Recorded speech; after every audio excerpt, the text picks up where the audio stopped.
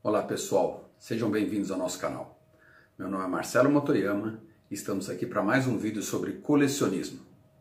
O pessoal tem pedido para a gente fazer novos vídeos desde que fizemos o último vídeo sobre os selos mais raros do mundo e a gente vai começar uma série de vídeos sobre coleções inusitadas. Dessa vez nós vamos falar sobre coleções de sacos de enjoo. Sim, aqueles sacos de enjoo que você vê no banco da frente do avião quando vai viajar numa companhia aérea. Existem colecionadores espalhados pelo mundo, especializados. Quando eu falo especializados, é especializados de verdade nessas relíquias, que para eles são os objetos de desejo. É muito interessante a gente levar em consideração que eu vou fazer uma análise do tipo de coleção, independentemente dos motivos que fazem com que a pessoa o colecione, não é verdade? Mais do que isso, eu vou mostrar que há cultura por trás de qualquer tipo de coleção. Mesmo que você ache que a coleção é estranha, é inusitada, é esquisita, existem justificativas culturais para que essas pessoas colecionem sacos de enjoo. Então eu vou mostrar para você que saco de enjoo realmente pode ser uma coleção que agrega cultura, pelo menos útil ou inútil, ao seu conhecimento, tá bom? Só para lembrar, o nosso canal ele é dividido em diversas playlists, tá? Nós temos aí playlists falando sobre empreendedorismo, playlist falando sobre radioamadorismo, que é outro hobby que eu também pratico há bastante tempo, tá? Nós temos uma playlist sobre autoajuda, onde nós fazemos textos específicos sobre autoajuda. Então assim, dá uma navegada no nosso canal. Não esquece de se inscrever no canal. Recentemente nós recebemos uma informação do YouTube que já passaram mais de 50 mil pessoas diferentes pelo nosso canal, mas somente 1.500 se inscreveram. Pode ser que você vá ser mais uma dessas pessoas? Não seja. Se inscreva no canal, ativa as notificações. Se você quer ver alguma coisa interessante postada aí sobre coleções, sobre radioamadorismo, sobre empreendedorismo, sobre autoajuda, manda uma mensagem pra gente. Quem sabe a gente produz o vídeo que você está querendo ver aqui no YouTube, tá bom? Começa agora mais um episódio Inspiracional TV.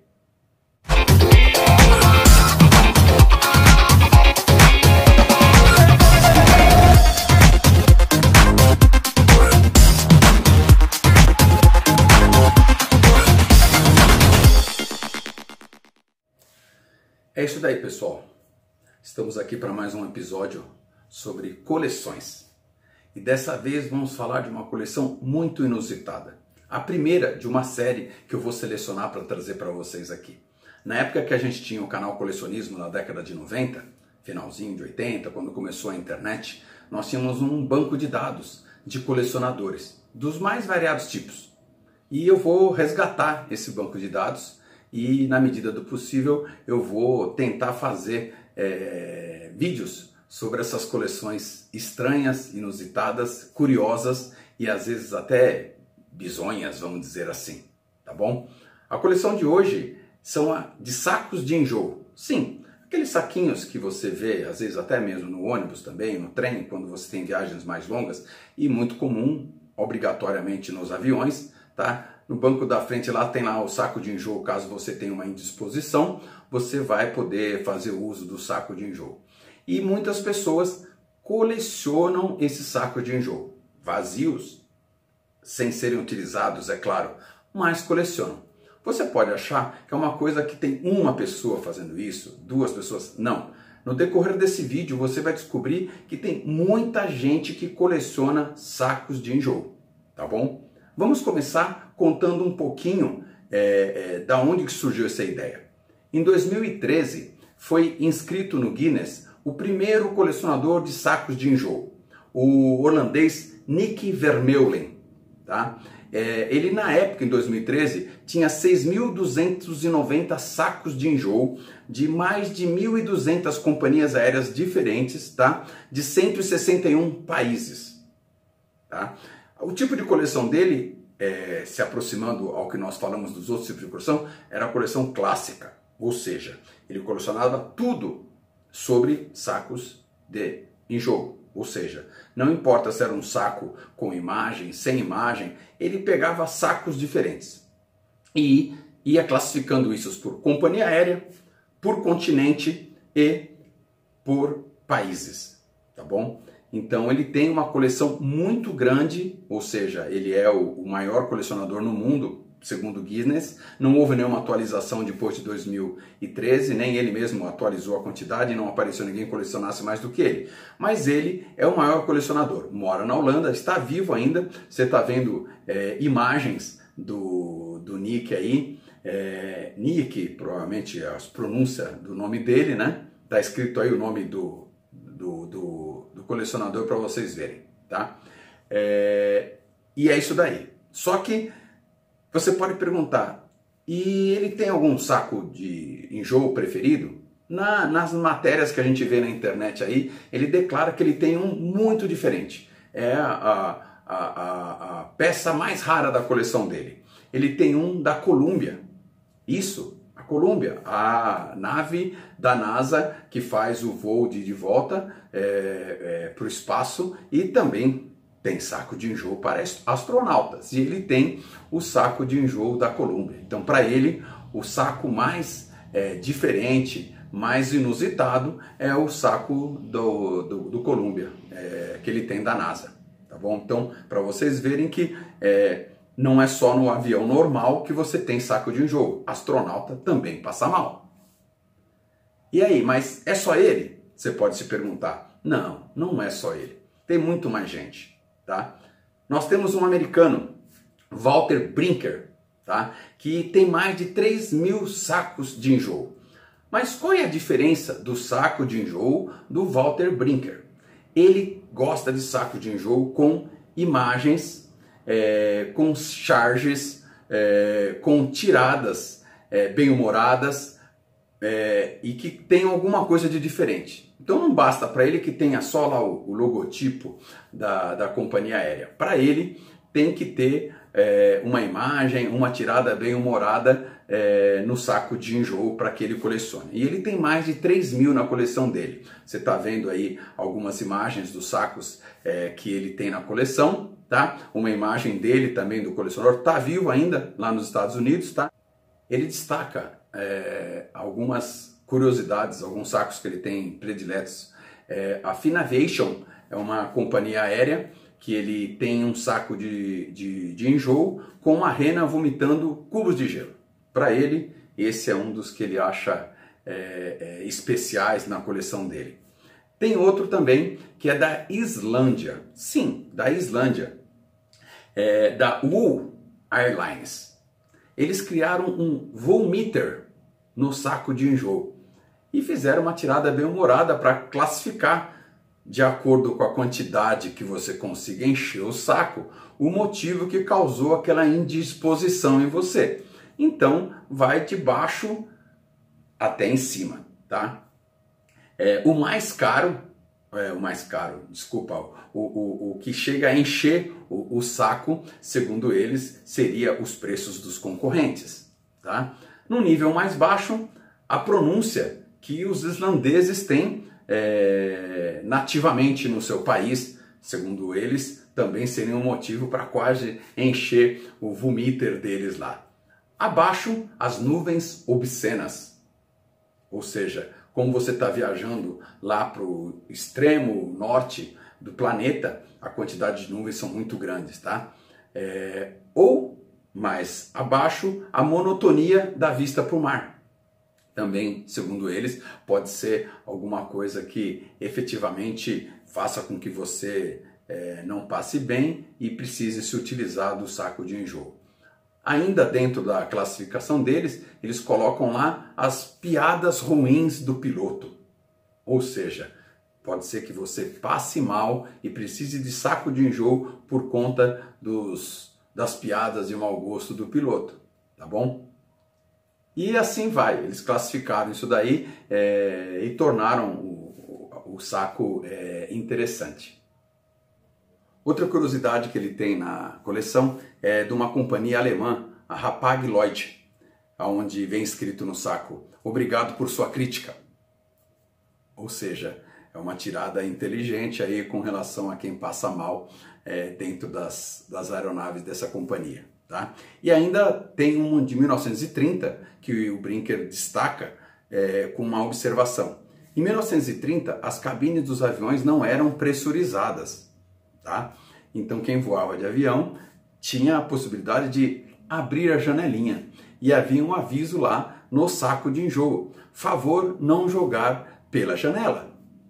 É um aviso primordial aí, porque vai saber, você está andando na rua aí, daqui a pouco cai um saco de enjoo usado e cheio em cima de você. Ou seja, outra curiosidade que a gente não sabia. Eu não sabia que antes de 1930 não havia pressurização nas cabines dos aviões, que era possível você viajar com a sua janelinha aberta tomando um ventinho. Interessante? Interessante. É cultura inútil que a gente acaba adquirindo com relação a isso. Mas não é só isso. Aí você pode me perguntar, tá bom, Marcelo, esse pessoal coleciona como? De diversas formas. Eles viajam e pegam o saco para sua coleção. Eles pedem para amigos e conhecidos que viajam trazerem sacos das viagens que eles vão fazer e assim acrescentam a sua coleção.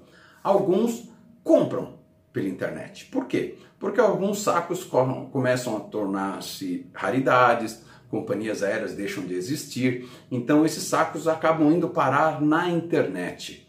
Ou seja, no site do eBay é possível você encontrar centenas de ofertas de sacos de enjoo para colecionadores. Então você pode falar, mas isso tem valor? Tem. Segundo o eBay, o saco que teve maior lance até hoje foi um saco adquirido por $500 de uma empresa croata. Tá bom? Ou seja, alguém pagou $500 por um saco de enjoo para ser colocado na coleção. E quando eu falo alguém, é porque não existe só esses dois que eu citei para você. São centenas de colecionadores de saco de enjoo espalhados pelo mundo. Você pode se perguntar, mas Marcelo, isso não é possível, tá? Deve ser um engano, não tem tanto maluco espalhado por aí. Na realidade, tem, tá?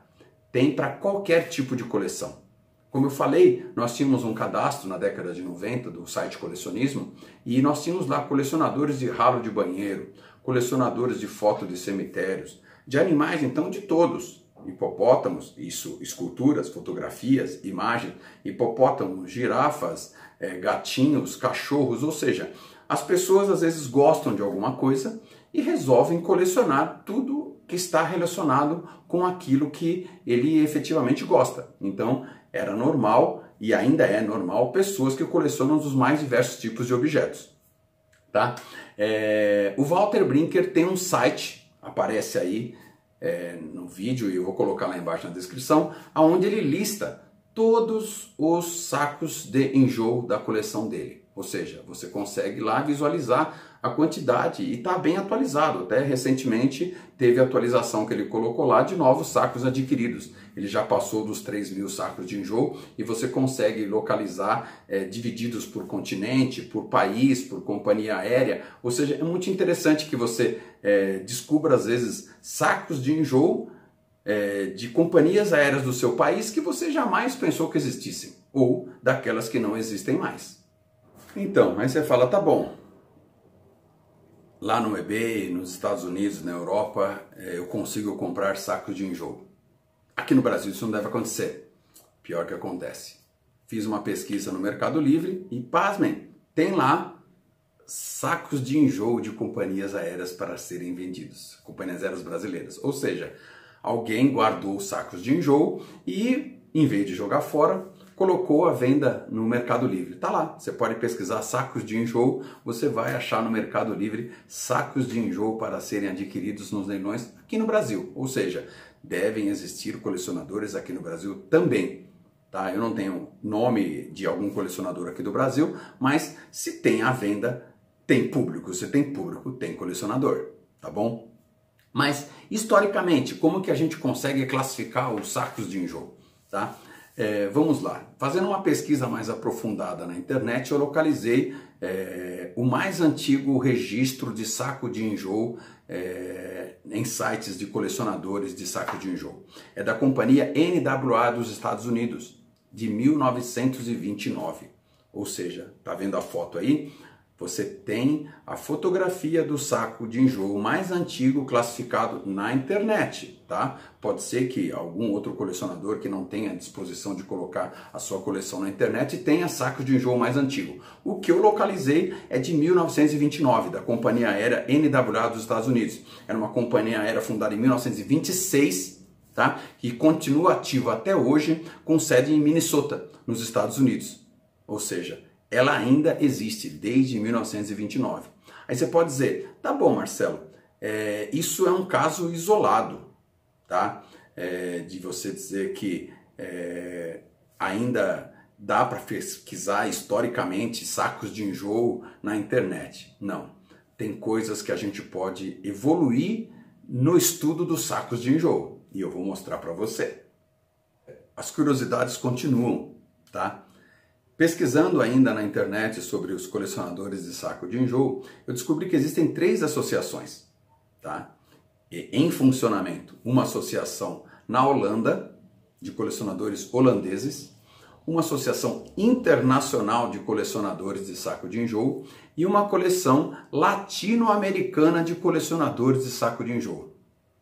Olha que loucura! Então você fala assim, tá bom, Marcelo, acabou.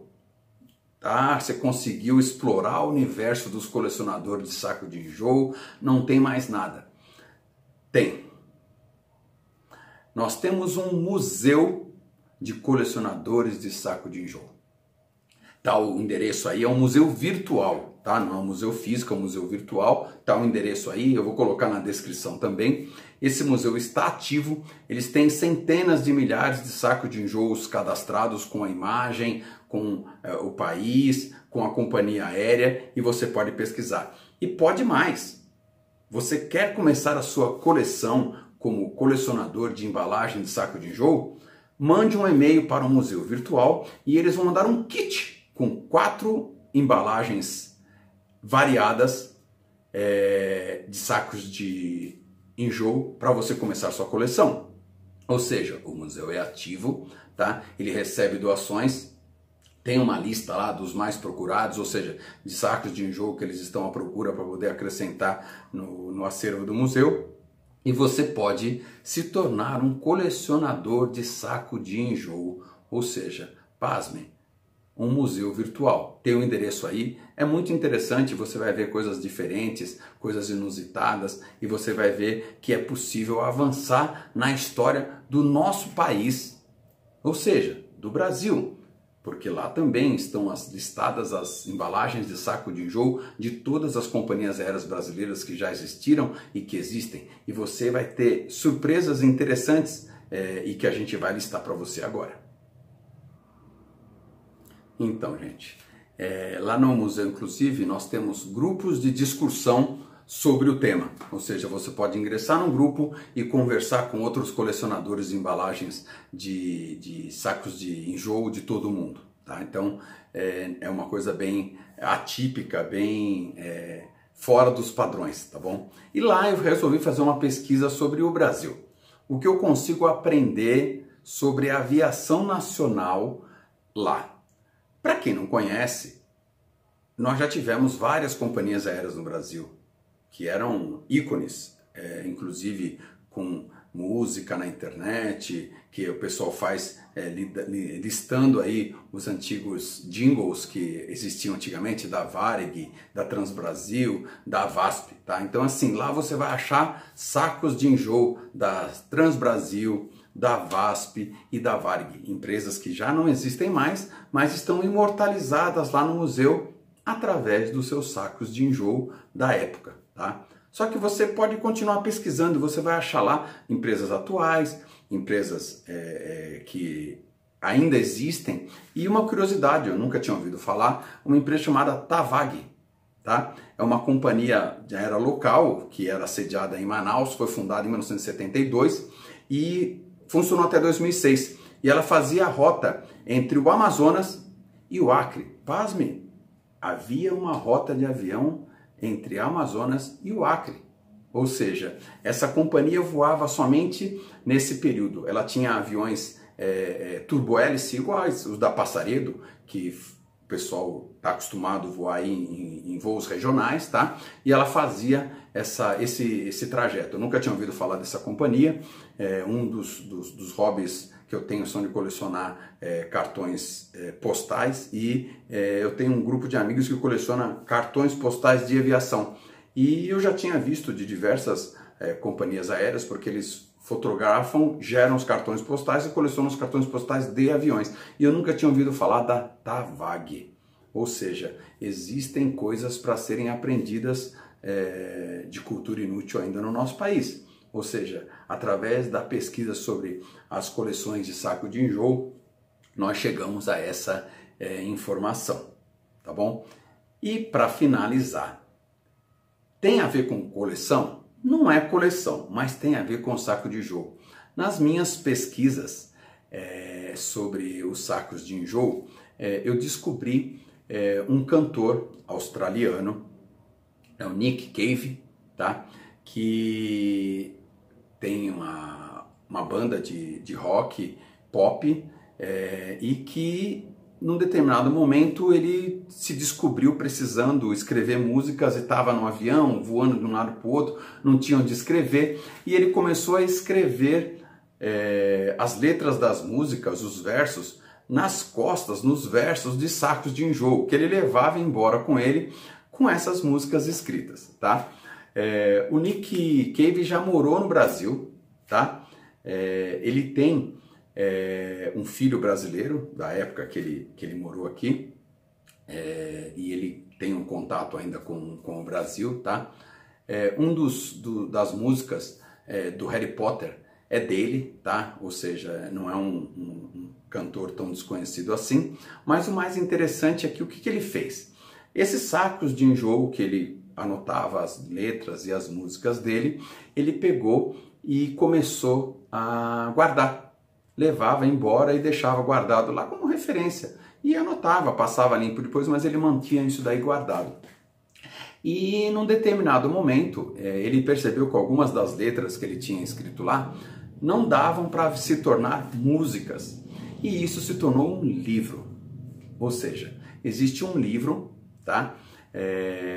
R6 Bag, alguma coisa assim. Tenho a descrição aí para vocês verem, tá? Aonde é uma coletânea de poemas e versos que ele escreveu nos versos de sacos de enjoo. E foi feito um livro, foi lançado na Espanha, existem versões de Kindle nos Estados Unidos, em português acho que não tem, tá? E para encerrar esse vídeo com um pouquinho de cultura, eu vou recitar aí para vocês um dos versos do livro que eu pesquisei lá, é um dos versos principais.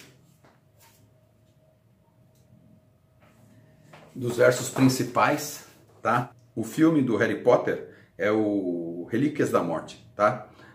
Tem uma das músicas lá que é de autoria do Nick Cave, Nicholas Edward Cave, tá bom? Vamos lá. Ele deixou não, porque ele está vivo ainda, né? Mas eu vou recitar aqui para terminar esse vídeo curioso com alguma coisa curiosa também, tá? Um jovem rapaz sobe uma margem do rio. Ele pisa em uma ponte ferroviária. Ele tem 12 anos. Ele se ajoelha sobre o sol forte e coloca o ouvido na pista. A pista não vibra. Não há trem se aproximando da curva do outro lado do rio. O garoto começa a correr pelos trilhos. Ele chega no meio da ponte. Ele fica na beira e olha para o rio lamacento abaixo.